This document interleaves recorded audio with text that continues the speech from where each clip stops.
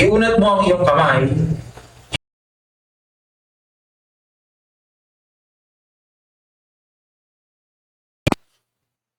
Lumabas ang mga Pariseyo at agad nakipagsanggunian sa mga Herodiano laban sa kanya kung paano siya'y mapupuksa nila. At si Jesus ay umalis kasama ng kanyang mga alagad patungo sa lawa. Sumunod ang napakaraming tao mula sa Galilea. Nang kanilang mabalitaan ang lahat ng kanyang ginawa, napakaraming tao ang pumaroon sa kanya mula sa Judea, Jerusalem, Idumea, sa kabilang ibayo ng Jordan, at sa palibot ng Tiro at Sidon. At sinabi niya sa kanyang mga alagad na ihanda para sa kanya ang isang bangka dahil sa napakaraming tao, baka siya'y kanilang siksik. Sapagkat siya'y nagpagaling ng marami, siniksik siya ng lahat ng may sakit upang siya'y mahipo. At tuwing makikita siya ng masamang espiritu, sila'y nagpapatari pa sa kanyang harapan at sumisigaw, "Ikaw ang anak ng Diyos." Mahigpit na inutos niya sa kanila na siya'y huwag nilang ipahayag. Siya'y umahon sa bundok at tinawag niya ang kanyang mga naibigan at lumapit sila sa kanya. Humirang siya ng 12 na tinawag din niyang mga apostol upang sila'y makasama niya at upang sila'y suguin niyang mangaral at magkakaroon ng kapangyarihang magpalayas ng mga demonyo.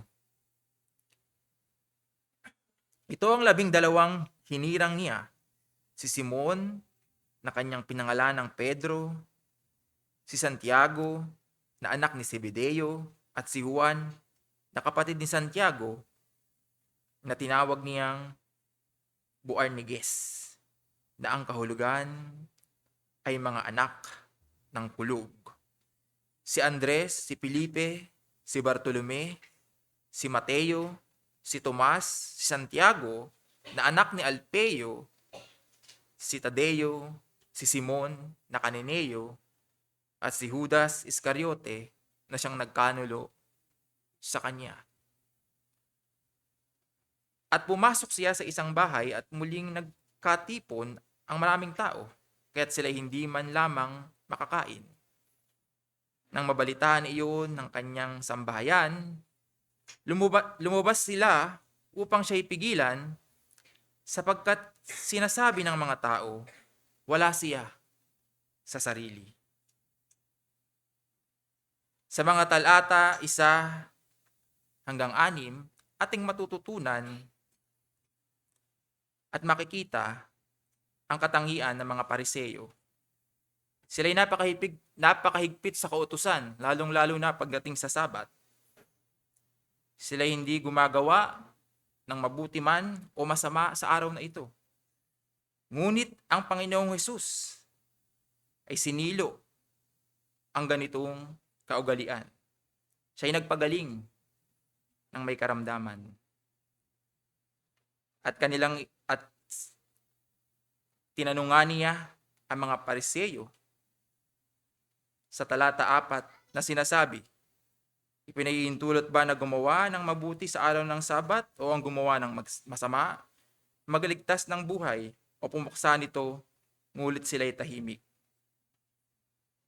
Bagamat ang ika-4 na utos ay nagtuturo kung gaano kahigpit ng Sabat, ngunit ang salita rin ng Panginoon ang nagbibigay ng paliwanag sa mga eksepsyon na maaaring ipagpaliban ang panambahan o ang pagluwalhati sa Panginoon. Meron po tayong tinatawag na deeds of mercy at deeds of necessity. Sa aktong ito, ang Panginoon ay ginampanan ng deeds of mercy na siya'y nagpagaling ng mayroong karamdaman. Sa mga talata 7-12, makikita naman natin kung paano ang Panginoong Hesukristo ay siniksik, nilapitan, Dinumog ng maraming tao dahil nga sa kanyang patuloy na paggawa ng pagpapagaling at mga kababalaghan. Ngunit atin din makikita ano ang tunay na motibo ng mga taong ito sa pagsunod at paglapit sa ating Panginoong Hesukristo. Ito'y pisikal, ito'y material. Ito ang ating nais. Ngunit hindi nakita ng mga tao ang tunay na motibo ng paglapit at pagsunod sa Panginoon ay makita ang kasalanan, pagsisihan nito, at manampalataya sa Panginoong Hesukristo bilang Diyos na tagapagligtas. Sa talata 13 hanggang 21, isama na natin ano ang aral na ating makukuha. Ang Panginoong Hesukristo ang tumatawag, ang pumipili sa kanyang mga tao. Hindi tayo ang pumili, hindi tayo ang lumapit sa Panginoon para sa kaligtasan. Tanging ang Panginoong Hesukristo ang siyang may kapangyarihan na buksan ang pusong nagmamatigas at bigyan ng pusong laman. Kaibigan, iniisip mo, paano ako makakatiyak na pinili ako ng Panginoong Hesukristo? Ipapahayag ang salita ng Diyos pagkatapos ng pagbabasa ng kasulatan. Ano ang iyong magiging tugon sa salita ng Diyos, sa Ebanghelyo ng Panginoon? Ito ang magiging kasagutan kung ikaw ay pinili ng Diyos.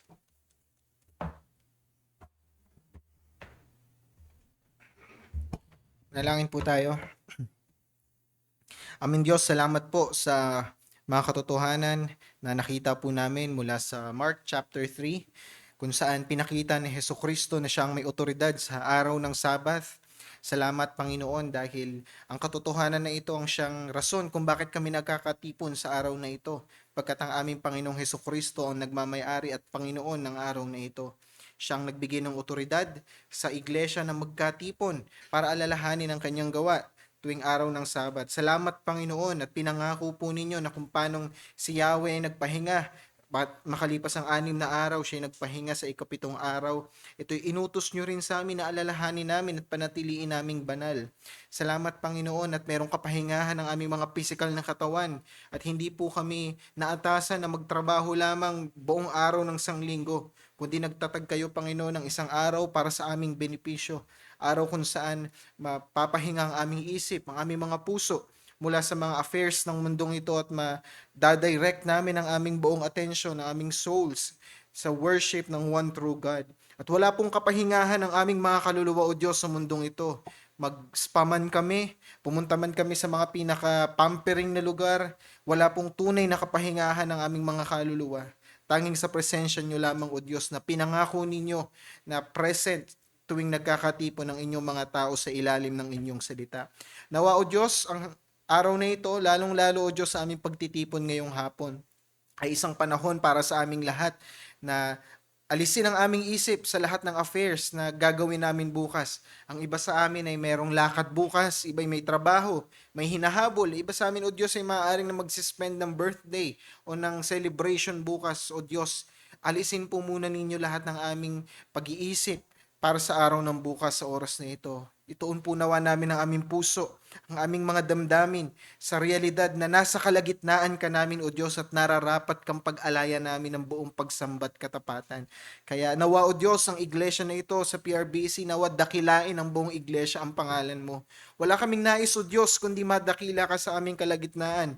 Walang sino mang tumutungtong sa pulpitong ito ang may karapatang umagaw ni kapiranggot na kaluwalhatian mula sa iyo. Ikaw nawa, O Diyos, ang maidakila sa iglesia na ito. Nawa, Panginoon, ang aming bawat tinig ay mga tinig na umaawit ng kapurihan mo lamang. Ang aming bawat puso ay pumipintig lamang para sa kaluwalhatian mo. Ang aming bawat kaluluwa ay nakataas sa iyo, nakatingin sa iyo para sambahin ka sa iyong kaluwalhatian. Nawa, O Diyos, ay matagpuan mo po lahat kami ngayong oras na ito na nasa estado ng pagsamba. Ang iyong presensya na ipinangako nyo sa aming kalagitnaan ay aming maranasan. Nawa, O Diyos, ay bisitahin kami ng kaligtasan sa hapon na ito. May mga bisita po kami at mga mahal sa buhay, mga anak na hindi pa po nananampalataya sa inyo. Ayaw po namin silang mapahamak, Ama. Nawa o Diyos ay makasumpong sila ng grasya ng kaligtasan ngayong hapon. Nagpapasalamat kami o Diyos at nakasama po namin ngayong hapon si Brother Harry. Patuloy namin pinapanalangin ng kanilang pamilya sa kagalingan ni Ada. Dinadalangin din namin sa iyo si Sis Flor na nagdadalang tao. Nawa o Diyos, pagkalooban niyo pong aming kapatid ng maayos na kalusugan at nawa ang bata, si Habakuk na nasa tiyan ni Sis Flor, nawa o Diyos ay lumaki ng maayos, malayo sa anumang mga karamdaman. Nagpapasalamat din kami o Diyos at muli po naming nakasama si Brother David Dawal mula sa Dubai. Salamat sa pag-ingat niyo sa kanya o Diyos sa biyahe at nawa ang kanyang time dito sa Pilipinas ay may spend po niya for your glory. Dinadalangin po din namin o Diyos ang kalusugan ng aming mga anak na narito ngayon. Nawa o Diyos ang aming mga baby, ang aming mga anak, ang aming mga teenager. Nawa o Diyos ay lumaki na may takot sa inyo, palakihin ng mga magulang na ayon sa iyong salita at nawa ilayo niyo po Panginoon sa anumang mga karamdaman. Dinadalangin din namin sa inyo o Diyos si Sister Mercy na nagsiselebrate ng kanyang 59th birthday today. Salamat o Diyos sa biyaya ng inyong buhay na pinagkakaloob nyo sa Kanya. Dalangin po namin marami pa pong taon ang ipagkaloob nyo sa aming kapatid. Mga taon na gagamitin at gugugulin niya para sa kaluwalhatian mo. Nawa palaguin nyo pong aming kapatid lalo sa pagkaunawa at pananampalataya sa aming Panginoong Hesukristo. At maging si Miro na nag-celebrate ng kanyang birthday last Friday, nagpapasalamat kami Panginoon sa pagsama, pagpapala ninyo sa batang ito. Nawa palakihin nyo po siya na ang kanyang mga nais, ang kanyang desire ng puso niya ay mga desires na kapuri-puri sa pangalan mo, nagbibigay ng kaluwalhatian po sa inyo. Maraming salamat po Panginoon sa lahat ng blessing nyo sa aming lokal na iglesia. Salamat sa pagsama nyo po sa aming mga ministries, sa mga nakalipas na linggo, sa aming mga Bible studies, sa aming campus ministry, at iba pa po namin mga pagtitipon. Dalangin namin na patuloy nyo pong samahan ang iglesia sa pagganap sa mga ministries na binigay nyo po sa amin. Nawa maging responsable po kami at mga membro po kami na tapat sa salita mo po. Nawa o Diyos ay itong matagpuan po ninyo sa amin. At dalangin namin na kada Lord's Day na kami magtitipon, nawa magdagdag kayo patuloy ng mga bisita ng mga hindi pa nananampalataya sa inyo na dadalhin nyo sa lugar na ito upang tawagin sa kanilang pagsisisi at pananampalataya. Lalong-lalo o Diyos ang pangangaral ng iyong salita ngayong hapon. Kami nasasabik na muli kausapin mo kami. Nais naming marinig ang iyong tinig sa sermon. Nais naming marinig ang iyong pagtutuwid, ang iyong pagbibigay ginhawa sa amin, ang inyong pagtuturo, ang inyong pagsusuway. Nawa o Diyos ang inyong boses ay maging malakas sa aming kalagitnaan ngayong hapon. Gamitin niyo lamang o Diyos ang inyong lingkod para dalhin ang inyong mensahe. At nawa ang lahat ng uri ng kaantukan, kapaguran, at ang paglipad ng isip, nawa o Diyos, tulungan nyo kaming mawaksi ito. Mahina kami. At kung iiwan nyo kami sa aming sarili, o Diyos, hindi namin maunawaan ang inyong salita. Nawa datnan kami, o Diyos, ng grasya mo ngayong hapon. At naway tugunan nyo ang mga panalangin na ito, alang-alang kay Hesukristo na inyong anak. Amen.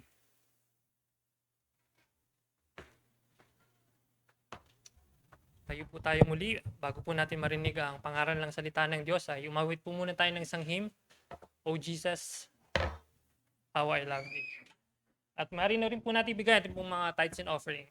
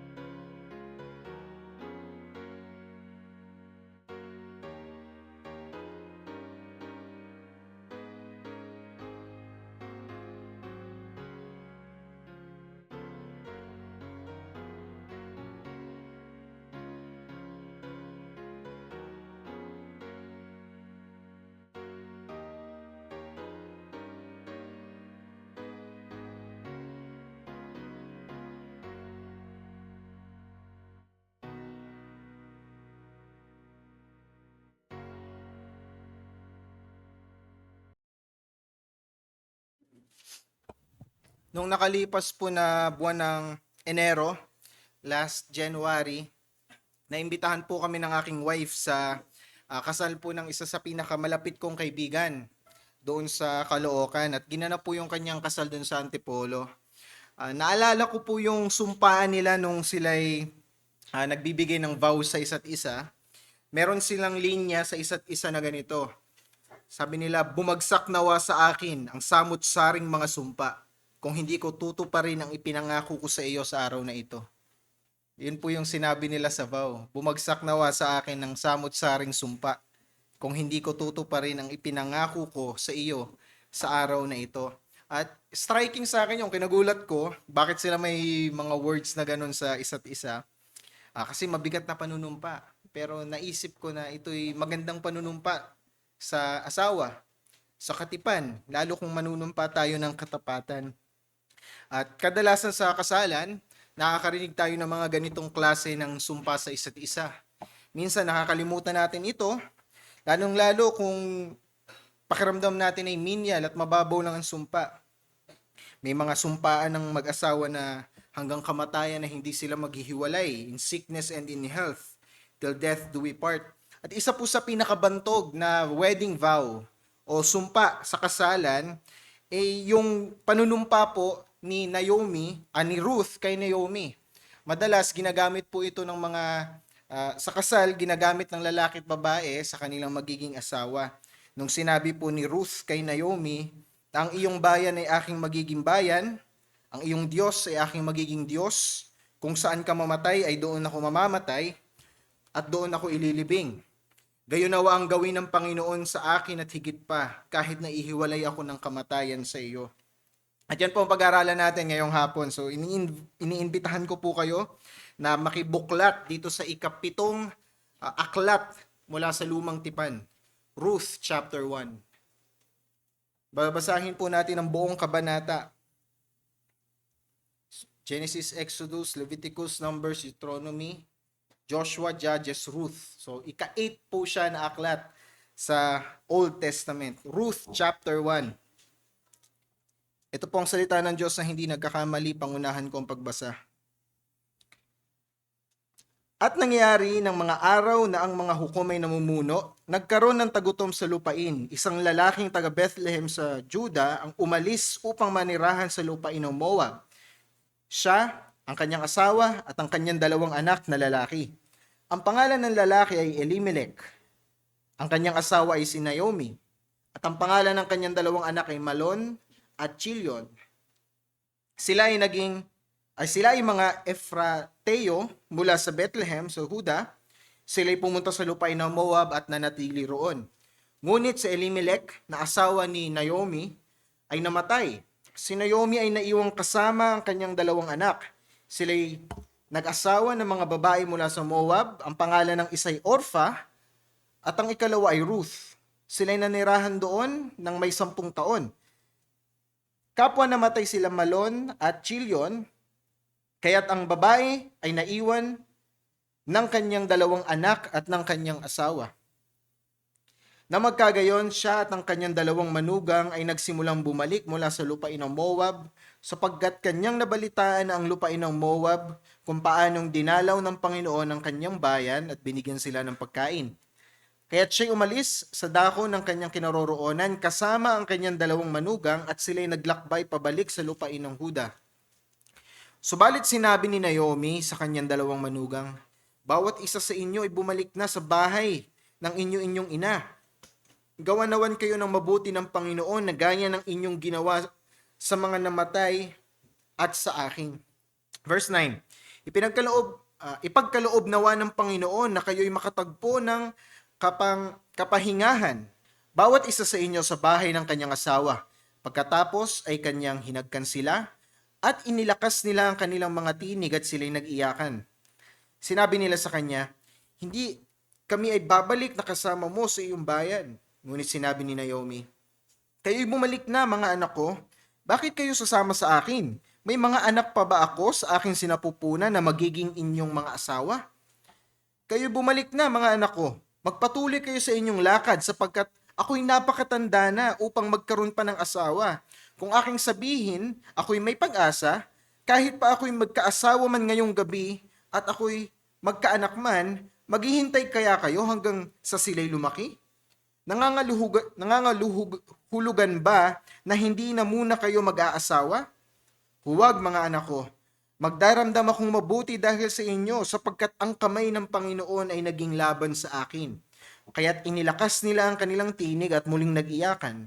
Hinagka ni Orpha ang kanyang biyenan, ngunit si Ruth ay yumakap sa kanya. Verse 15, sinabi niya, tignan mo, ang iyong bilas ay bumalik na sa kanyang mga kababayan at sa kanyang mga Diyos. Sumunod ka na sa iyong bilas.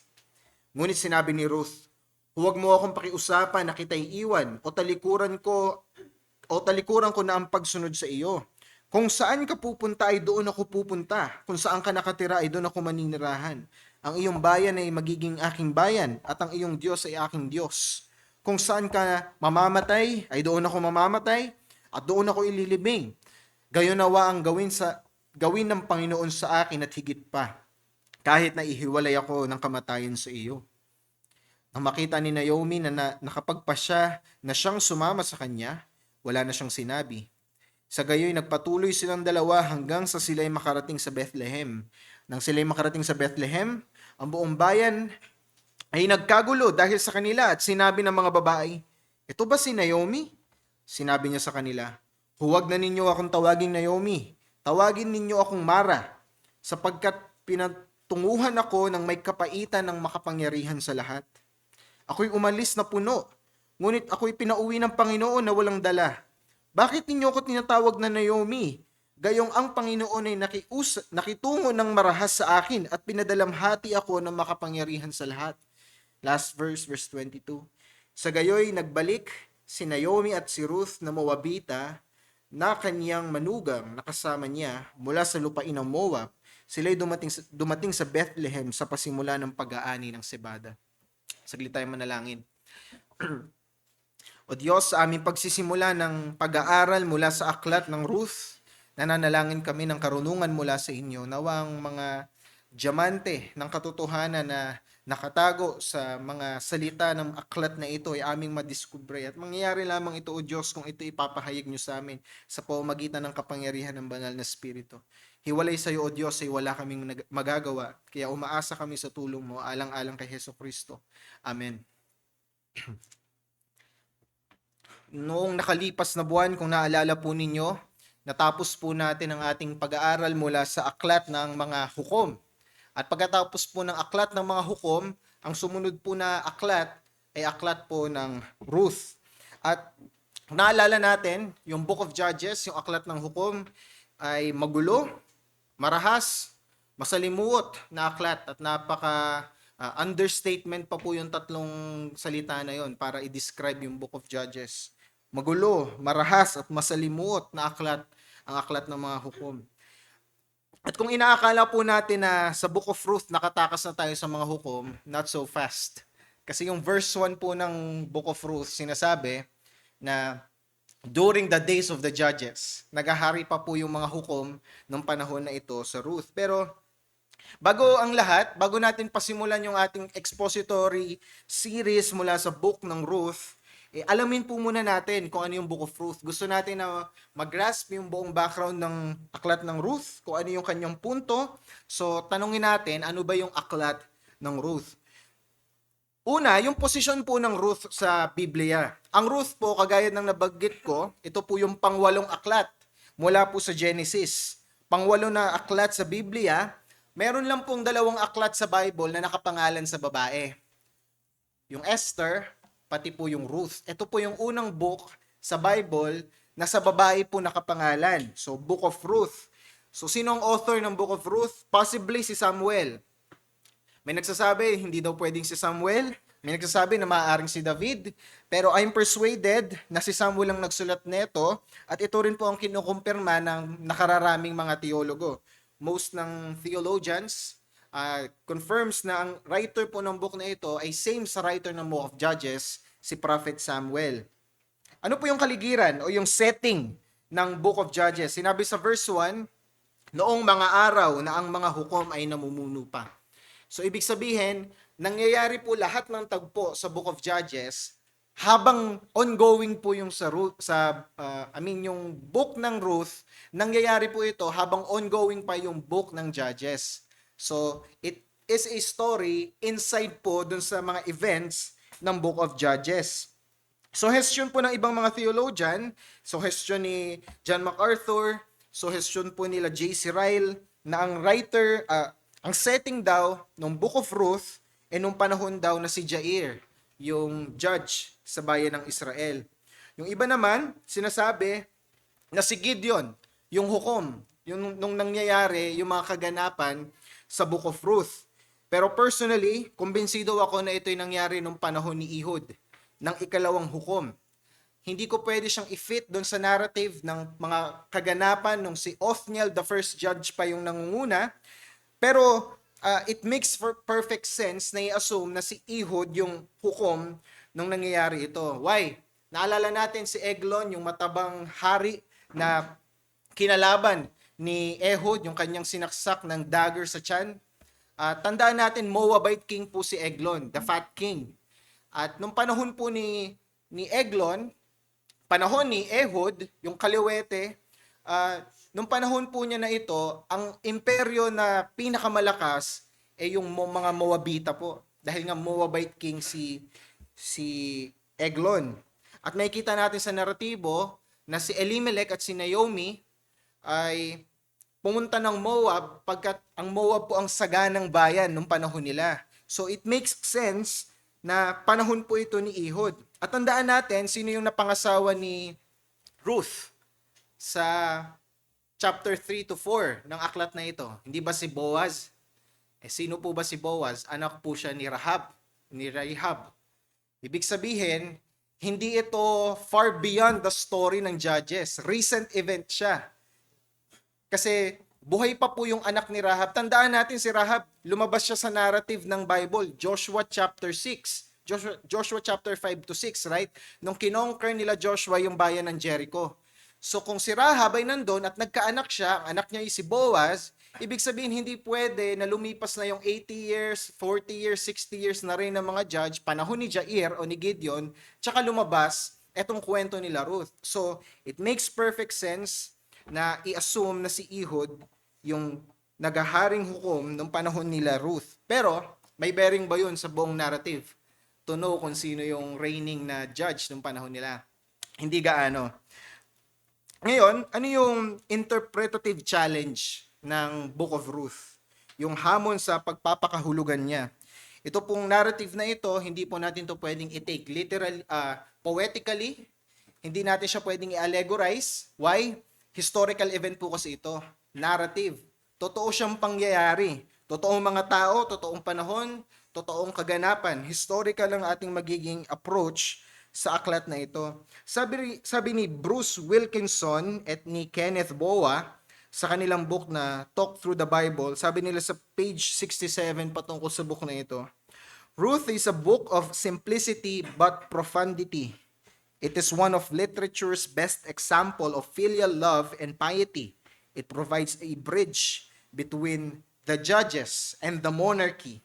It illustrates faithfulness amid infidelity. It teaches that Gentiles are not outside the scope of redemption. Tandaan natin, Judges. After ng Book of Judges, ano sunod? Ruth. After nun, 1 Samuel. Tsaka natin makikita yung story ni King Saul. So yung Ruth po, it serves as a bridge mula sa reign ng mga judges papunta po sa monarkiya, dun sa unang hari ng Israel. Naalala natin ano yung pinakahuling verse sa Book of Judges. Noong mga panahon na yon, walang hari sa bayan ng Israel, kanilang ginagawang matuwid sa kanilang sariling paningin. Right? Pagdating mo ng 1 Samuel, nagsimula na yung story ng monarchy. So Ruth, yung nagbi-bridge mula po sa reign ng judges hanggang sa reign ng monarchy. So ano yung tinutugunan ng aklat na ito? Again, kagaya ng nabanggit ko, tinutugunan po ng Book of Ruth yung problem ng Israel that they are longing for order. They are longing for a king. At ito po yung problem na tinugunan ng Ruth. tinawid niya yung thinking ng readers from the reign of the judges to the reign of the kings. Ano yung pagkakaiba ng book na ito mula sa Judges? Well, kung sa hukom, makikita natin yung samut-saring mga tao, maging mga hukom, na ginagawa nila yung tama sa kanilang sariling paningin, hindi po ito yung makikita natin sa Book of Ruth. Hindi natin makikita yung mga karakter na ginagawa kung anong right in their own eyes. Makikita natin ang stories ng pagtitiwala, stories ng pagpapasakop sa plano ng Diyos, stories ng pagpapatuloy sa kabila ng kabigatan. At bilang obserbasyon, wala pong naganap na himala. Wala pong unusual sa book na ito. Walang bulag na pinagaling, walang pilay na nakalakad, wala pong mahinang tao na pinalakas, walang Samson dito na kayang pumunit ng leon na parang tila maliit lang na kambing. Wala pong extraordinary sa aklat na ito. Wala pong kababalaghan. Hindi nga tayo makakakita na nagsalita directly si Yahweh sa kanila na parang in-intervene sila sa kanilang daily affairs. Wala po tayong makikitang ganong kaganapan. So, we can relate sa pagbabasa nito because very common, very relatable sa mga tao of today yung story po ng Book of Ruth. At si Ruth ay isang babaeng marangal na namuhay ng higit sa karaniwang pamantayan ng kanyang panahon. Ipinamalas niya ang tapat at hindi nagmamaliw na pag-ibig sa kanyang biyenang si Naomi at sa kanyang asawang si Boaz. At ang matatag na pagtitiwala sa Diyos na may pakialam sa buhay ng bawat tao. Ang aklat na ito ay tungkol sa kamanghamanghang pagkilos ng Diyos sa pamamagitan ng mga ordinaryong pangyayari sa buhay ng kanyang mga tao. Personal observation ko, mga kapatid, sa book na ito'y salaysay ng pagkilos ng kamay ng Diyos sa mga kaganapang napaka-ordinaryo lamang. Tila ba walang gaanong saysay kung babasahin natin to plainly. Ngunit dakila pala ang kayang gawin ng Diyos mula sa mga ordinaryong naratibo na ito. Ngayon, para maunawaan natin yung chapter 1, saysayin muna natin yung mga kaganapan. Magsimula tayo dun sa verse 1 ng chapter 1. Sabi po dito sa verse 1, sabi rito na meron daw isang lalaki na during the reign of the judges, pumunta po itong lalaki na ito sa lupain ng Moab kasama ang kanyang asawa at ang kanyang dalawang anak. At nireveal sa atin sa verse 2 kung sino po yung lalaki na ito. Si Elimelech. Ang pangalan po niya ay Elimelech. Isa siyang lalaki na taga Bethlehem. Pamilyar ba tayo sa Bethlehem? Dito po galing si David. Dito rin galing si Jesucristo. Pero commonly sa mga Hudyo, pag sinabing Bethlehem before Christ, ito'y city of the king dahil dito nang galing si David. Pero during this time, wala pa naman si David ilang siglo pa, ilang dekada pa bago siya ipanganak. Etong si Elimelech, galing po siya sa Bethlehem at tumungo siya sa Moab. Sa tingin po ninyo, anong rason? According to verse 1, dahil po sa tagutom, because of famine, because of poverty. So, unang palaisipan, bakit nagkaroon ng famine sa Israel? Right? Hindi ba ang pangako ng Diyos kay Moises at kay Josue na pagpasok nila ng Kanaan, pagpasok nila ng lupang pangako na naging Israel, ito daw ay isang lugar na dinadaluyan ng gatas at pulot-pukyutan, a land flowing with milk and honey. Yan ang pangako sa kanila. Tama. Bakit ngayon nakaranas ng famine, ng kagutuman ang lupa na ito? At ang sagot dyan, dahil sa kasalanan. Kung mapapansin natin sa Book of Judges, prosperous sila every time natatalikod sila kay Yahweh para ipagpalit siya kay Baal, kay Asherah, at sa iba't pang mga Diyos-Diyosan. Anong parusa sa kanilang Diyos? Kagutuman. Nasasakop sila ng mga imperyo, sila pinahihirapan at ginigipit ng mga pagano bilang parusa sa kawalan nila ng katapatan. So therefore, sa verse 1, dahil nakakaranas yung bayan ng Israel ng poverty, ibig sabihin nasa state of rebellion sila against sa kanilang Diyos. At ano yung naging tugon ni Elimelech? Ano yung naging tugon ni Elimelech sa poverty na naranasan ng bayan ng Israel? Mag-recall tayo. Sa Book of Judges, ano yung solution para matanggal yung pagpapahirap sa bayan ng Israel ng mga pagano? Anong solution? Repentance, right? Pahihirapan sila ng Diyos, magre-repent sila, they will cry out to God. Iiyak sila sa Diyos, hihingi sila ng tulong sa Diyos. Anong ginagawa ng Diyos? Magpapadala ng hukom na magdi-deliver sa kanila mula sa kanilang oppressor. Dadating yung panahon ng kaginhawaan, right? Kung magre-repent sila. Yan ang naging cycle sa Judges. So si Elimelech, under ng poverty, under ng kahirapan, under the judgment of God dahil sa rebellion ng Israel, anong dapat naging tugon niya? Sa kagutuman niya. Hindi ba dapat pagsisisi? Right? Pero ano naging tugon ni Elimelech? Sinabi, dinala daw niya yung kanyang mag-ina sa Moab. Diba may dalawa lang na response, fight or flight?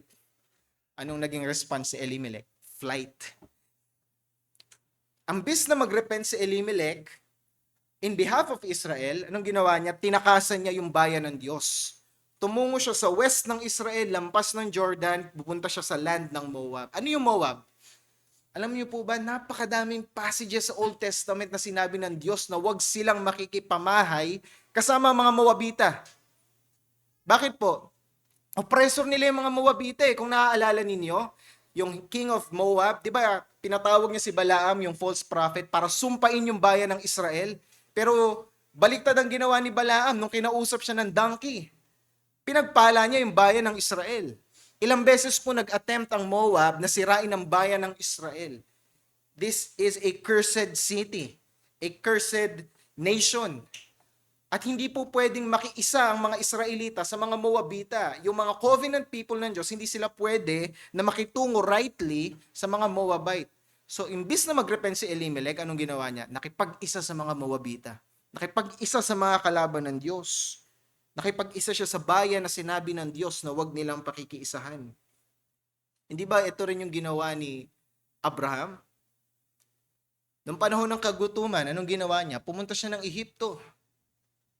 Binala niya pa yung asawa niya. Sinabi niya kay Sarah, baka patayin ako eh. So pag tinanong ka ni Paraon, sabihin mo, kapatid kita. Hindi kita asawa. Ambis na magsisi si Elimelech bilang solusyon, siya'y tumakas sa bayan ng Diyos. Hindi ito katanggap-tanggap na gawin, mga kapatid. Hindi ito tama. Hindi tama ang naging aksyon ni Elimelech. Ano siguro yung filosofiya ni Elimelech? Wala na akong makain dito sa Bethlehem eh. Di bali nang makiisa ako sa mga pagano, basta malamanan yung tiyan ko. Di bali nang hindi ko sundin yung kalooban ng Diyos, at least nakakakain yung pamilya ko. So very good si Elimelech, right? Bilang provider. Very good bilang provider. Hindi niya hinayaan ang kanyang mag-ina na magutom at the expense of their souls. Pinahamak niya yung kanyang pamilya sa pagtungo nila ng Moab. Sabi dito sa verse 2, ang pangalan ng lalaki ay Elimelech at ang kanyang asawa ay si Naomi at ang pangalan ng kanyang dalawang anak ay Malon at Chilion. Sila ay mga Efrateo mula sa Bethlehem sa Huda. Sila ay pumunta sa lupain ng Moab at nanirahan doon. Anong naging resulta ng kasalanan na ito ni Elimelech? Anong naging resulta ng pagtakas ni Elimelech sa Bethlehem patungo sa lupain ng mga pagano para makiisa sa kanila at doon tumira? Mababasa natin sa verse 3. Anong naging resulta? Sabi dito, ngunit si Elimelech na asawa ni Naomi ay namatay. So dumating na yung panahon na namatay si Elimelech, naiwan yung kanyang asawa na si Naomi at yung dalawa niyang anak na si Malon at si Chilion. Si Naomi ay naiwan na kasama ang kanyang dalawang anak. Verse 4, ito yung naging resulta. Sila'y nag-asawa ng mga babaeng mula sa Moab. Nag-asawa yung dalawa nilang anak ng mga Moabita. Again, brethren, katanggap-tanggap ba ito? Hindi ba't ilang beses silang sinabihan ng Diyos na pagpasok nila ng Kanaan, wag na wag silang makikipag-intermarry? Hindi pwedeng mahaluan ang lahi ni Yahweh. Ang mga Israelita, the covenant people of God, hindi sila pwedeng malahian ng mga pagano. Pero dahil nilabag ni Elimelech, yung utos ng Diyos, wag makikiisa sa mga Moabita, anong nangyari? Sinundan siya sa pagkakasala ng kanyang mga anak. Siguro isip-isip ni Malon at Chilion, bakit hindi pwedeng mag-asawa ng Moabita? Yung tatay nga namin, hindi nga obedient sa Diyos kami pa kaya? Ngayon, pag hindi kami naging obedient kay Yahweh, hindi naman kami pwedeng i-correct ng tatay namin, sasabihin namin hipokrito siya So di mag-asawa na lang tayo ng Moabita, at ayun nga ang ginawa ni Malon at Chilion. Warning ito sa mga magulang na sumusunod ang ating mga anak sa mga yapak na ginagawa rin natin. So naiwan si Naomi sa kanyang dalawang anak na si Malon at Chilion. At si Malon at Chilion nag-asawa ng dalawang Moabitang babae. Sabi sa verse 4, ang pangalan daw ng isang babae ay Orpha at yung ikalawa ay yung main character ng book na ito, si Ruth. So si Ruth ay hindi Israelita, siya isang Moabite na babae na napangasawa ang anak ni Naomi. Anong nangyari sa verse 5? Namatay si Elimelech na kanilang father, at ang nangyari, namatay din si Chilion at si Malon, sabi sa verse 5. So, sinong naiwan? Naiwan si Naomi at yung kanyang dalawang daughters-in-law. So, si Naomi at dalawang daughter-in-law, at wala po siyang naging apo. Hindi nagkaroon ng anak si Orpha, hindi rin nagkaroon ng anak si Naomi. Ito ang tanong ko sa inyo mga kapatid. Ano yung main reason bakit pumunta yung family ni Elimelech sa Moab? Hindi ba para mabuhay? Di ba kaya sila lumikas mula Bethlehem para makakain, to survive? Pero anong ginawa ni Yahweh? Pinahiya ang kanilang plano. Pinahiya ni Yahweh ang plano ng pamilya ni Elimelech. Ngayon, anong nangyari? Akala nila sa Moab, mas maganda ang magiging buhay nila, masusustain sila, magiging prosperous. After 10 years, anong nangyari? Namatay si Elimelech, namatay si Malon, namatay si Chilion, wala silang naging apo. Anong naiwan sa kanila? Si Naomi na matanda na, walang apo, walang magpapatuloy ng kanilang lahi, ibig sabihin mapuputol na ang lineage ni Elimelech. Sa kultura ng mga Hudyo, kahiya-hiya yun. At naiwan siya ng dalawa pang biyuda. Again, very unfortunate na situation ito dahil wala silang means of living. Pumunta sila ng Moab para mabuhay, ang nangyari, mukhang dun pa sila mamamatay. Wala na sila ngayong source ng ikakain at ilalaman sa kanilang tiyan. Lalong-lalo ang sitwasyon ni Naomi. Siya'y balo. Walang magpapatuloy ng kanilang lahi. Walang pagkukunan ng panghanap buhay. But here's the good thing sa verse 6. Ito yung good news sa verse 6. Nabalitaan ni Naomi na nagpa-prosper na yung ekonomiya ng Judah. Nagpa-prosper na yung ekonomiya ng Israel. Malamang, ito na yung time na natalo na ni Ehud, itong si Eglon. I suppose na gano'n na nangyari. At bumalik na yung prosperity sa bayan ng Israel. At nabalitaan niya na bumuti na yung kalagayan ngayon sa bayan ng Bethlehem. Sa bayan ng Israel, hindi na sila tagutom. So naisip ni Naomi, isa lang ang pwedeng, ang logical na response dito. Kung magsistay ako dito sa Moab, balo ako, walang asawa, walang nagtatrabaho para sa akin, under pa sa care ko yung dalawa kong daughter-in-law na balo din at wala rin pagkukunan ng panghanap buhay, isa lang ang logical response ni Naomi, babalik siya sa lupa niya para muling mabuhay. Napansin natin, very mundane yung response ni Naomi. Nagsisik lang siya na ikabubuhay niya sa current na panahon. So nagplano si Naomi sa verse 7 na bumalik sa kanyang tunay na bayan para maibsan ang kanyang gutom, ang kanyang pangangailangan. At nagsimula silang magbiyahe pabalik ng Israel, pabalik ng Bethlehem, si Naomi kasama ang kanyang dalawang daughter-in-law na si Orpha at si Ruth. Basahin natin verse 8. Subalit si Naomi sa kanyang sinabi ni Naomi sa kanyang dalawang manugang, bawat isa sa inyo ay bumalik na sa bahay ng inyong ina. Gawan nawan kayo ng mabuti ng Panginoon na gaya ng inyong ginawa sa mga namatay at sa akin. So habang pabalik na si Naomi sa Bethlehem, tumalikod siya, tumingin dun sa dalawang sumusunod sa kanya, yung kanyang dalawang daughter-in-law, at sinabi niya kay Orpha at kay Ruth, bumalik na kayo. Wala kayong mapapala sa akin kasi makikipagsapalaran ako dun sa Bethlehem eh. Alam po ba ninyo na pag umalis ang isang Israelita sa Israel para pumunta sa paganong bansa, kahiya-hiya sila pag bumalik sila. Kasi tinalikuran mismo nila yung Diyos nila at ngayon bumabalik sila dun sa lupa. So sinasabi ni Naomi, pagbalik ko ng Bethlehem, walang guarantee na tatanggapin ako ng bayan ko dahil tinalikuran ko sila para sa pagkain. Wala na rin kayo mapapala sa akin, ako'y biyuda.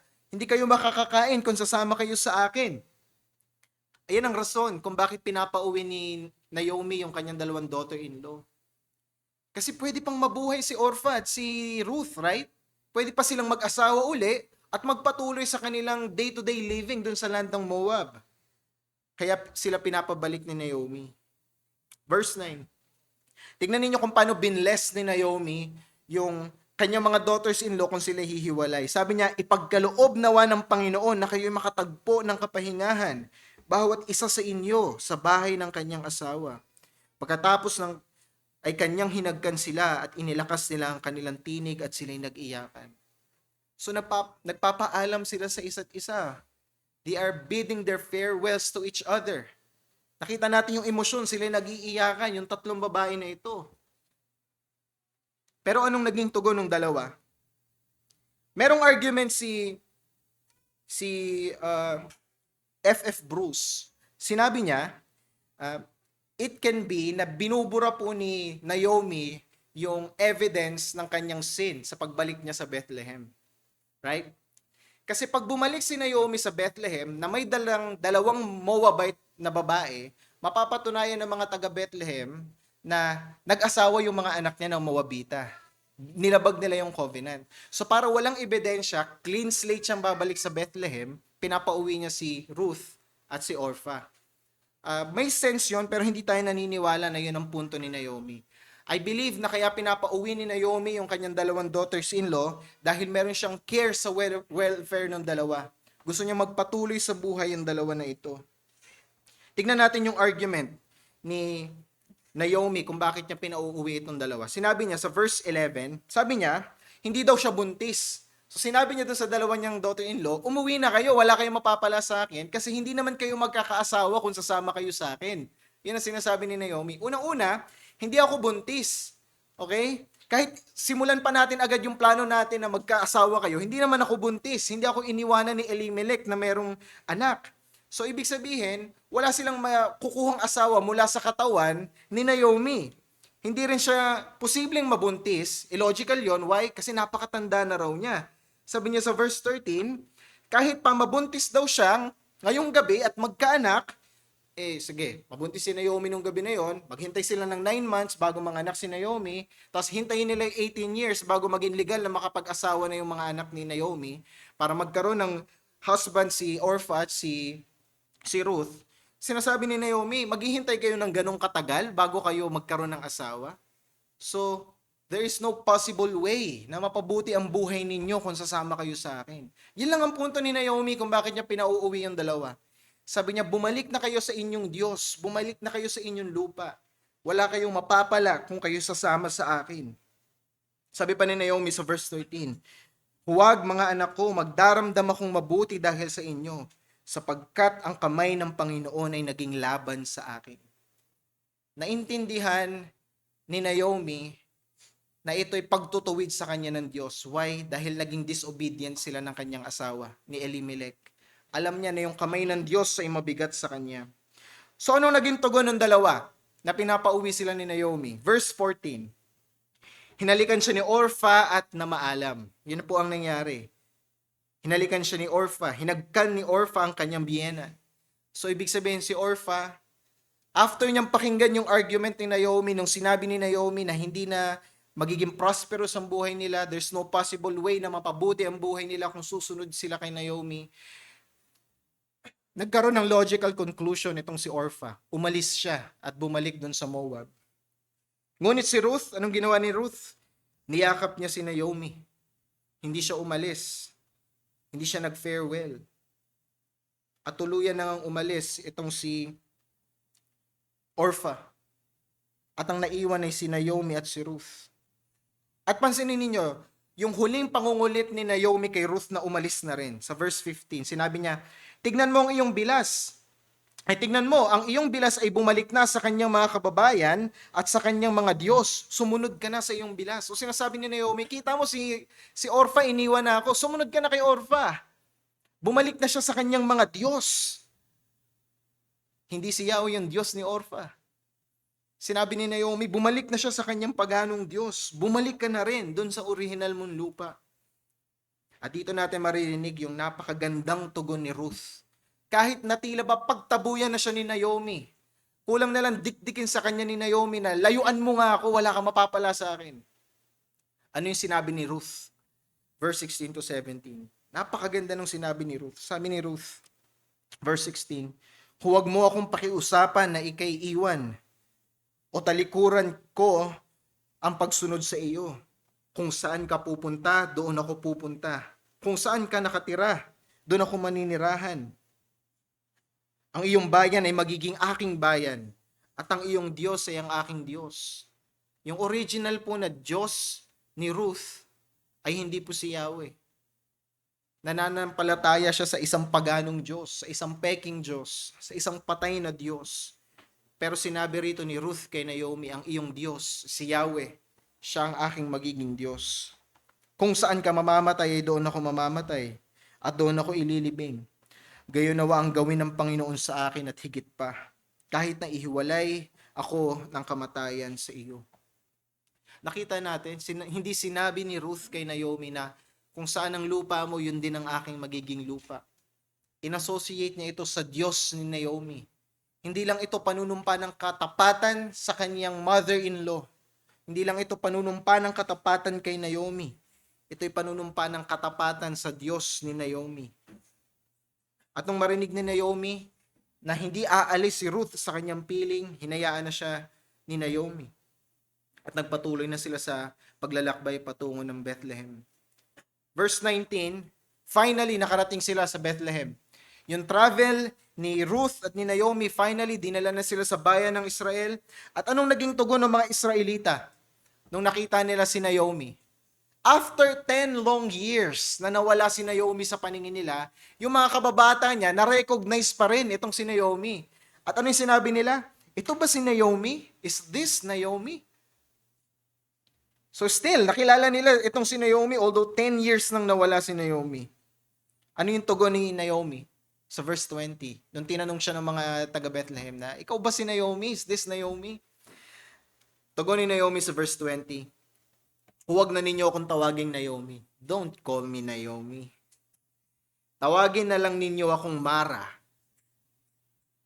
sapagkat pinakitunguhan ako ng may kapaitan ng makapangyarihan sa lahat. Alam niyo po ba ibig sabihin ng Hebrew name na Naomi? Means sweet. O sinabi ni Naomi, wag niyo na akong tawaging sweet. Tawagin na lang ninyo akong Mara. Alam po ninyo anong Hebrew name for Mara? It means bitter, mapait. So sinasabi ni Naomi, napakatindi ng pinagdaanan ko sa Moab. Akala ko mabubuhay kami ni Elimelech. Akala ko magiging prosperous ang aming life. Ang nangyari, namatayan ako ng asawa. Ako'y balo. Hindi ako nagkaapo. Mapuputol ng aking lahi. Naiwanan ako ng mga daughters-in-law na naging byuda din. Wala na akong maipagmamayabang. Sabi niya pa sa verse 21, umalis daw siya na puno. Umalis siya na prosperous. Ngayon, babalik siya na walang laman ng kanyang kamay. So sabi niya, wag niyo na akong tawaging sweet. Don't call me Naomi. Tawagin ninyo akong bitter. Tawagin ninyo akong kapaitan. Sapagkat pinakitunguhan ako ng may kapaitan ng makapangyarihan sa lahat. Pansinin niyo yung verse 21, sinabi niya, bakit ninyo ako tinatawag na Naomi? Gayon ang Panginoon ay nakitungo ng marahas sa akin. At pinadalamhati ako ng makapangyarihan sa lahat. Napansin natin, hindi naging bitter si Naomi against God, kundi kinikilala niya yung bitterness of her situation ay bunga ng pagtutuwid sa kanya ng Diyos. Hindi dahil galit siya sa Diyos.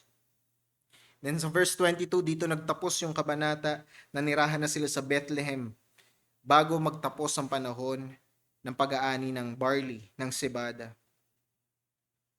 Ano yung silver lining rito sa chapter 1? Ang silver lining dito, bagamat mapait yung pangyayari sa kanila, hindi nagalit si Naomi laban sa Diyos. At isa pang silver lining, dumating po sila sa bayan ng Bethlehem sa tamang panahon. It was the right time dahil panahon ito ng bagong simula. Prosperous muli ang bayan ng Israel. Prosperous time, panahon ng pagbunga. It signals to them a new hope, a new start para dito sa mag-ina na si Naomi at si Ruth. At dyan po natapos yung kabanata 1. Tignan natin yung ilang pagtuturo ng kabanata na ito. Ano yung pagtuturo, mga leksyon na pwede nating makuha rito. Tapos tignan natin sa dulo yung pinakaleksyon na tinuturo sa atin ng kabanata 1. So meron tayong ilang mga leksyon. Tignan natin yung 4 na ilan sa mga leksyon. Una, maari pong meron tayong titulo ng pananampalataya. ngunit wala yung katotohanan ng pananampalataya. Maaring meron tayong titulo ng pananampalataya, ngunit wala po sa atin yung katotohanan ng pananampalataya. Saan natin nakita yan? Kay Elimelech. Ano po yung similar na pangalan ni Elimelech sa Book of Judges? Meron bang character sa Book of Judges na similar sa pangalan ni Elimelech? Si Abimelech. Anong ibig sabihin ng Abimelech? Yung son ni Gideon. Son of a king. Ang aking ama ang hari. Abi means father. So Melech is king. So si Elimelech, what is the word Eli sa Hebrew? Eli, Elohim. It's God. Kung ibig sabihin ng name na Abimelech ay son of a king, ibig sabihin po ng Elimelech is God is my king. So yung pangalan po ni Elimelech, it proclaims that God is his king. During ito sa time ng mga judges na walang hari ang bayan ng Israel. Pero yung pangalan ng kanilang ama, ng asawa ni Naomi, nagsusumigaw na ang Diyos ang kanyang hari. So meron siyang titulo, meron siyang claim of Yahweh being his God. Pero ito ang tanong, nakita ba natin sa buhay ni Elimelech yung katotohanan ng pangalan niya? Namuhay ba siya na tila ba si Yahweh ang kanyang hari? Hindi. Bagaman ang pangalan ni Elimelech ay nagdedeklara na si Yahweh ang hari, ito'y hindi naging buhay na realidad sa kanya. Sa panahon ng kagutuman, anong ginawa ni Elimelech? Tumawag ba siya sa kanyang Diyos na hari? Hindi. Kinalimutan niya ang tagapagbigay ng mana na si Yahweh. Si Yahweh na nagsustina sa bayan ng Israel sa pagbibigay sa kanila ng tinapay, walang takot niyang tinalikuran. Hindi lamang iyon, walang takot din niyang isinuo ang kanyang buong pamilya sa lupain ng mga pagano. In-expose sila to all kinds of sin and paganism. Kaya ang babala sa atin mga kapatid, nawa maging maingat tayo na huwag maging kagaya ni Elimelech. Maaring dala natin ang marka ng pagiging mananampalataya. Maaring nagsusumigaw ang buhay natin at ang ating mga bibig ay puno ng mga patotoo na Diyos ang ating hari. Ngunit sa pribado nating pamumuhay, kung paano tayo lumalakad, ay kagaya din tayo ni Elimelech. Sumisigaw ang buhay natin na tayo ang hari at hindi si Yahweh ang hari. Ito rin mismo ang babala ni Jesucristo sa bagong tipan sa Matthew chapter 7, 21-23.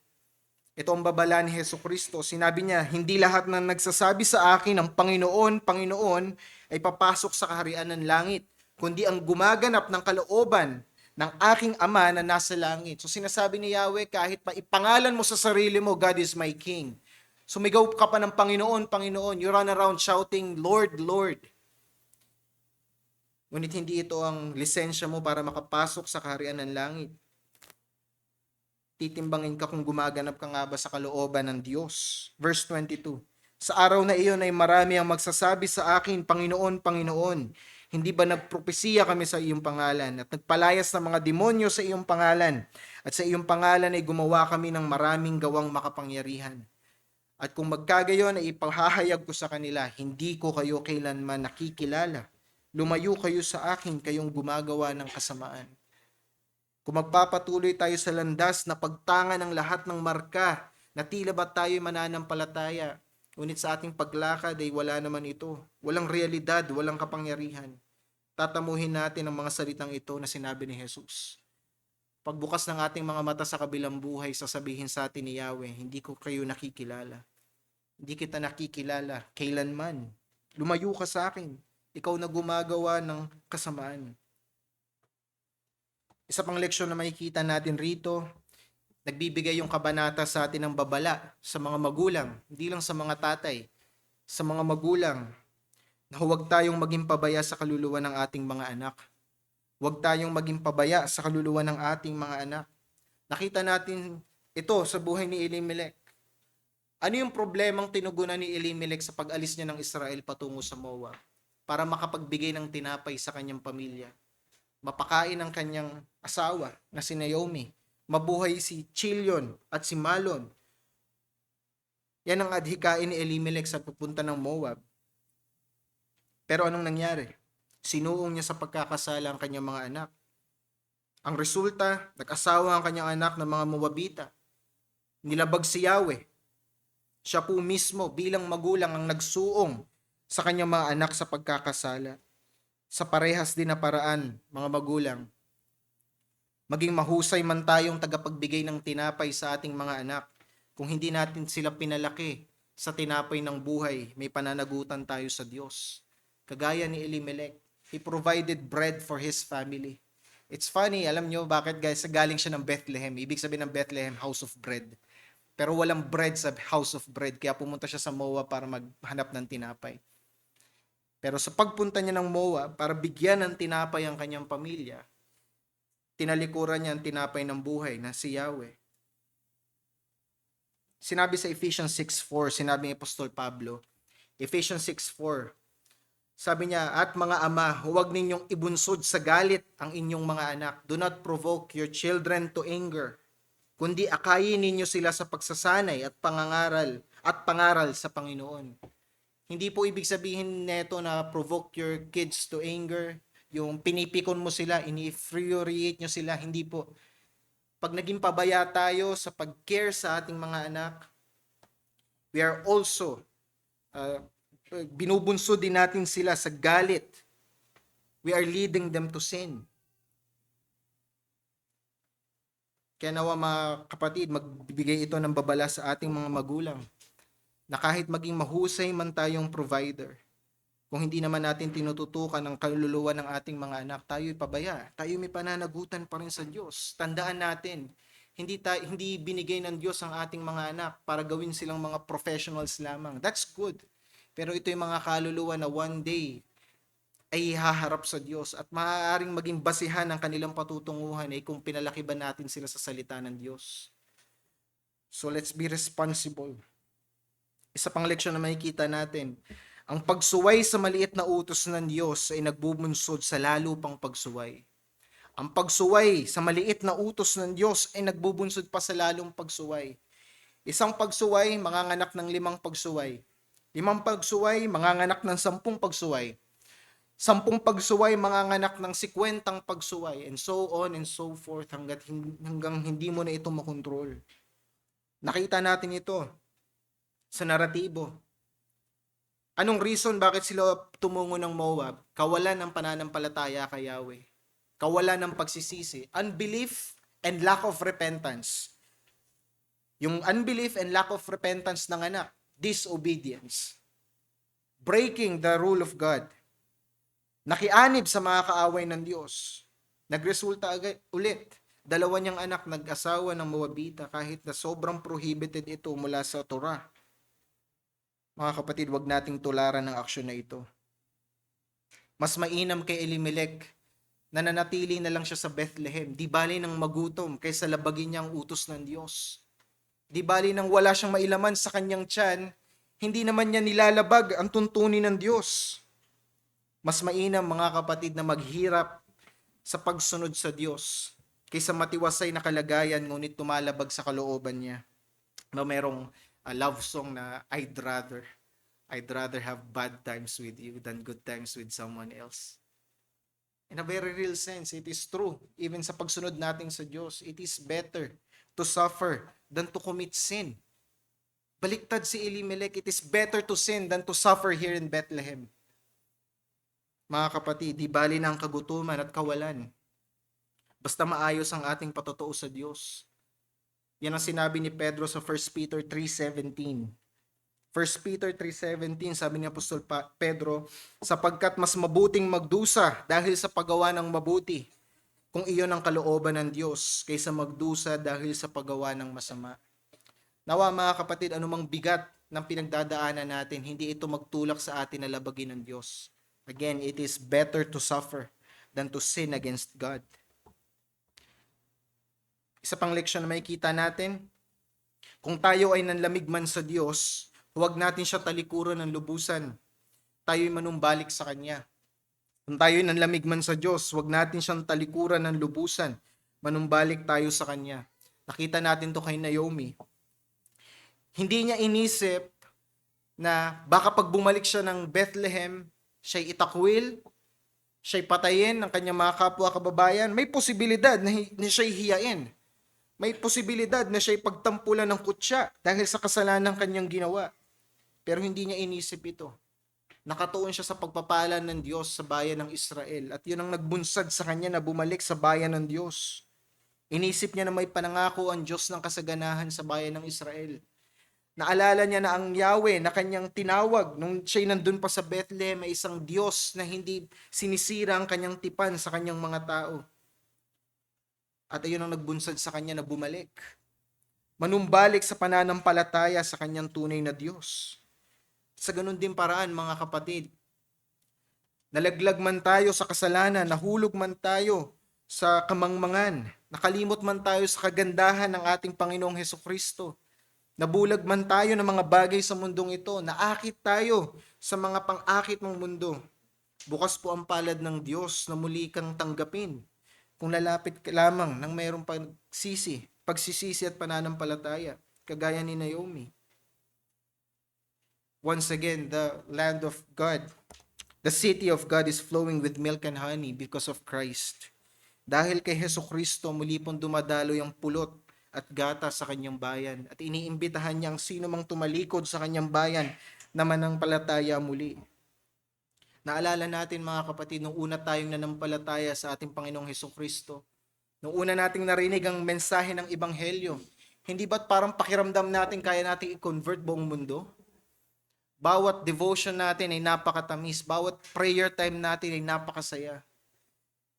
Naging malamig man tayo dito sa mainit at maalab na relasyon na meron tayo kay Hesukristo nung unang panahon tayo nanampalataya. Inaanyayahan tayo ng Panginoon na sariwain ito. Nakalimot man tayo, maaari natin itong sariwain, yung tamis ng pag-iibigan natin kasamang ating Panginoon kung lalapit tayo muli. Ngayon tingnan natin yung pinaka-leksyon, yung pinaka-punto na tinuturo sa atin ng kabanatang ito. Si Naomi, si Ruth at si Orpha, salamin po sila ng isang mananampalataya na nanumpa ng katapatan kay Hesukristo. Salamin po sila ng isang mananampalataya na nanumpa ng katapatan kay Hesukristo. Hindi ba tayong mga mananampalataya, nung tayo'y lumapit sa Panginoon at nanumpa tayo ng katapatan, sinumpa natin ang ating buhay, gugugulin natin sa pagsunod sa Kanya, hindi ba't parehang panunumpa ang lumabas sa atin mula sa mga salitang lumabas sa bibig ni Ruth? Anong sinabi ni Ruth kay Naomi? Ang iyong Diyos ay aking magiging Diyos. Kulang na lang ipagtulakan ni Naomi palayo si Ruth. Sabihin ni Ruth sa kanya na wala kang mapapala sa akin, ikamamatay mo ang pagsunod sa akin. Pero nanumpa pa rin ang katapatan si Ruth. Pansinin natin ang parallel na kaganapan na ito sa Luke chapter 9. Pansinin natin yung Luke chapter 9 verse 57 to 62. May parallel na kaganapan itong panunumpa na ito sa bagong tipan. May tatlong lalaki na lumapit kay Hesukristo. Tatlong lalaki. Yung unang lalaki sa verse 57, sinabi niya, habang naglalakad sila sa daan, ay may nagsabi kay Jesus, ako'y susunod sa iyo saan ka man magpunta. Ako'y susunod sa iyo saan ka man magpunta. Anong sinabi ni Jesus sa verse 58? Ang mga asong gubat ay may mga lungga, at ang mga ibon ay sa himpapawid ay may mga pugad. Subalit ang anak ng tao ay walang mapaghiligan man lamang ng kanyang ulo. Sumunod ba yung taong yon? Wala tayong evidence. Nung sinabi nung unang lalaki na lumapit kay Jesus, na susunod ako sa iyo, Jesus, saan ka man magpunta? Anong sinabi ni Christ? I'm homeless. Wala kang mapapala sa akin. I have no possession. Buti pa yung mga fox. Meron silang lungga, ako wala. No royalty. No riches. Wala akong guarantee of prosperity sa iyo. May nang pa ba tayong nabasa na sumunod yung lalaki? No. May pangalawang lalaking lumapit kay Jesus sa verse 59 ng Luke. Sinabi niya sa iba, sumunod ka sa akin, subalit may sumagot. May lalaki na sumagot sa kanya, Panginoon, hayaan mo muna akong umalis at ilibing ang aking ama. Let me bury my father. Verse 60, subalit sinabi ni Jesus sa kanya, hayaan mong ilibing ng mga patay ang kanilang sariling patay. Subalit para sa iyo, humayo ka at ihipahayag mo ang kaharian ng Diyos. So itong lalaking pangalawa, lumapit kay Jesus, sinabi niya, susunod ako sa iyo, ililibing ko lang muna yung aking father. Hindi po ibig sabihin na kasalukuyang nakaburol yung tatay niya. Ito po'y Hebrew expression na Hintayin ko munang makuha yung inheritance ko pagpatay na yung tatay ko. Hayaan mo tapusin ko yung aking college degree, tapusin ko yung pinupundar kong negosyo, tapusin ko yung binibili kong sasakyan at bahay. Pag tapos na ako sa lahat ng ito, sawa na ako sa buhay ko, susunod ako sa iyo, Jesus. Ito yung ibig sabihin ng pangalawang lalaking lumapit. Let me bury my father. Ano sinabi ni Jesus? Hayaan mong ilibing ng mga patay ang kapwa nila patay. Subalit para sa iyo, humayo ka at ihipahayag mo ang kaharian ng Diyos. May ebidensya ba tayong sumunod yung pangalawang lalaki? No. No. Verse 61. May pangatlong lalaking lumapit uli kay Jesus. Again, sa Luke 9 pa rin. Pangatlong lalaki na lumapit kay Jesus. Sinabi naman ng isa pa, ako'y susunod sa iyo, Panginoon, subalit hayaan mo muna akong magpaalam sa mga nasa bahay ko. Hayaan mo muna akong magpaalam sa mga nasa bahay ko. So, ibig sabihin niya, hayaan mo munang hingiin ko yung confirmation nila. Inform ko muna sila. Tsaka ako susunod sa iyo. Anong sagot ni Jesus sa verse 62? Subalit sinabi sa kanya ni Jesus, walang sino mang humahawak sa araro at tumitingin sa mga nasa likuran ang karapat-dapat sa kaharian ng Diyos. Walang nag-aararo, walang tao na puts his hands on the plow then looks back. Sinabi ni Jesus, wala pong nag-aararo na nakatalikod, nakatingin sa harap. Again, sa mga sumunod na verse, makakita ba tayo ng pagsunod sa tatlong lalaki na ito? No. Napakabigat ng cost na binigay sa kanila ni Hesus Kristo. Walang pinangako si Jesus sa lahat ng susunod sa kanya. Kagaya ni Naomi na walang pinangako kay Orpha at kay Ruth. Si Jesus wala siyang pinangakong garantiya ng karangyaan. Wala siyang garantiya ng kalusugan, walang katanyagan, walang pangako ng kapangyarihan, walang anumang pangako ng komportableng kalagayan para sa sino mang mananampalataya sa Kanya. Anong pinangako ni Jesus sa lahat ng susunod sa Kanya? Pangako ni Jesus, isang buhay na punong-puno ng pagsakripisyo, pagpasan ng krus, pagtanggi sa sarili araw-araw. Ang tanong ni Jesus sa atin, susunod pa rin ba tayo? Susunod pa rin ba tayo kung walang pangako ng prosperity? A life of rejecting ourselves, bearing our crosses, and following hard kay Hesus Kristo. Is He worthy? Nawa mga kapatid, mga kaibigan, sa paanyaya ng kaligtasan, sa paanyaya ni Hesus Kristo na sumunod sa Kanya, nawa ang tugon natin na hindi kagaya ng kay Orpha, na bumalik siya sa kanyang mga Diyos. Bumalik siya sa kanyang mga Diyos. Nakita niyang napakabigat ng cost ng pagsunod kay Christ. At hindi niya gustong i-spend ang kanyang life in service of Christ.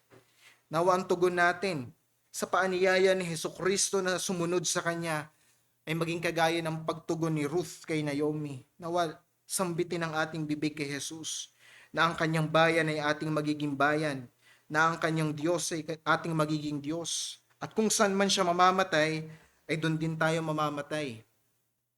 At doon din tayo malibing. Kayo nawa ang gawin ng Panginoon sa atin at higit pa, kahit na ihiwalay tayo ng kamatayang ito. Nawa ayan ang tugon natin sa paanyaya ni Hesus Kristo. Kanina inawit natin bago tayo makinig ng sermon, yung Jesus I have promised. Sinulat ito ng isang tatay, yung hymno na ito, nung yung kanyang dalawang anak ay tatanggapin sa membership ng church. Isa itong panata ng katapatan kay Hesus Kristo, isa itong panalangin, isa itong love song para sa Diyos, isang panunumpa ng katapatan. At nawa, tuwing inaawit natin ito, ay bukal sa ating mga bibig at puso. Sabi dun sa last line, Jesus, I have promised to serve thee to the end. Oh, give me grace to follow my master and my friend. Let's pray. Amin Diyos, salamat sa pagsama po ninyo sa aming pag-aaral. At dalangin namin, O Diyos, na ang tugon namin kay Hesus Kristo sa kanyang panawagan na sumunod, panawagan niya na gugulin ang aming mga nalalabing araw sa pagsunod sa kanya. Nawa ang tugon namin ay hindi kagaya ng tugon ni Orpha kay Naomi, na kami bumalik sa mundo, bumalik kami sa aming mga kasalanan. Nawa, O Diyos, ang tugon ng aming mga puso ay kagaya ng tugon ng katapatan ni Ruth kay Naomi. Nawa, O Diyos, ay i-dedicate namin ang aming mga buhay sa pagsunod kay Hesus Kristo, pagtanggi sa aming laman, pagpasa ng aming krus. At ang pinangako po ninyo ay buhay na walang hanggan, fellowship with the Triune Jehovah. Kung ito'y gagawin namin. Dalangin namin, O Diyos, na tawagin niyo rin sa kaligtasan ng aming mga kaibigan na wala pa sa inyo. Salamat, Panginoon, sa inyong pagsama sa amin sa maghapon. Kadakilaan, pagpapasalamat, kapurihan ay tanging gawad namin sa iyong pangalan, alang-alang kay Hesus Kristo. Amen.